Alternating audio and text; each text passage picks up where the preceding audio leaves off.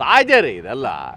ಈಗ ನೋಡಿ C M ಅವರು ಮಂತ್ರಿಗಳನ್ನ ಕರೆದು ಬರ್ರಪ್ಪ ಒಂದು ಊಟ ಮಾಡೋಣ ಅನ್ನೋದು ಹೇಳೋದು ಇದು ಸಹಜ ಇರ್ತದೆ. ಅದನ್ನೇ ಬೇರೆ ಥರದಲ್ಲಿ ಬಿಂಬಿಸ್ಕೊಳ್ಳುವಂಥದ್ದು ಅದು ಏನೂ ಇಲ್ಲ.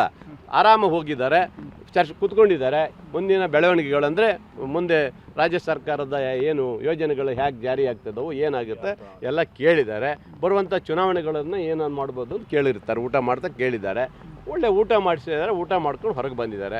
ಅದನ್ನೇನು ದೊಡ್ಡ ಸುದ್ದಿ ಮಾಡ್ತಾ ಇದ್ದಾರಲ್ಲ ನೀವು, ಎಂತಕ್ಕೆ ಅದು ಏನು ನಾವು ಮಾಡಲೇಬಾರ್ದ? ಹಾಗಾದ್ರೆ ವಿರೋಧ ಪಕ್ಷದವ್ರು ಏನು ಅವರು ಊಟ ಮಾಡೋದಲ್ವ? ಅವರು ಮಾಡ್ತಾರೆ. ಹಂಗೆ ರಾಜಕೀಯ ಬೆಳವಣಿಗೆಗಾಗಿ ಮಾಡಿದ್ದಲ್ಲ. ತಮ್ಮ ಮುಖ್ಯಮಂತ್ರಿಗಳು ಸುಮ್ಮನೆ ಒಬ್ಬರ ಸ್ನೇಹಕ್ಕಾಗಿ ಕರೆದಿದ್ದಾರೆ. ನವೆಂಬರ್ ಕ್ರಾಂತಿ ಹಂಗಾರೆ ಏನಂತದ? ಕ್ರಾಂತಿ ಬಗ್ಗೆ ನನಗೇನು ಆ ಥರ ಅನ್ನಿಸ್ತಾ ಇಲ್ಲ. ಯಾವ ಕ್ರಾಂತಿ ಏನು ಕಾಣ್ತಾ ಇಲ್ಲ. ಕ್ರಾಂತಿ ಬಗ್ಗೆ ಏನಿಲ್ಲ. ಇದು ರಾಜ್ಯ ನಾಯಕರು ಮತ್ತು ರಾಷ್ಟ್ರೀಯ ನಾಯಕರು ರಾಷ್ಟ್ರೀಯ ನಾಯಕರು ಏನು ತೀರ್ಮಾನ ಮಾಡ್ತಾರೆ ಆವಾಗ ನಿಜವಾಗಲೂ ನಮ್ಮ ಇದು ಕಾಂಗ್ರೆಸ್ ಪಕ್ಷದಲ್ಲಿ ಯಾವುದೇ ಗೊಂದಲ ನೋಡ್ಕೊಂಡು ಹೋಗ್ತಾರೆ ಅಷ್ಟೇ.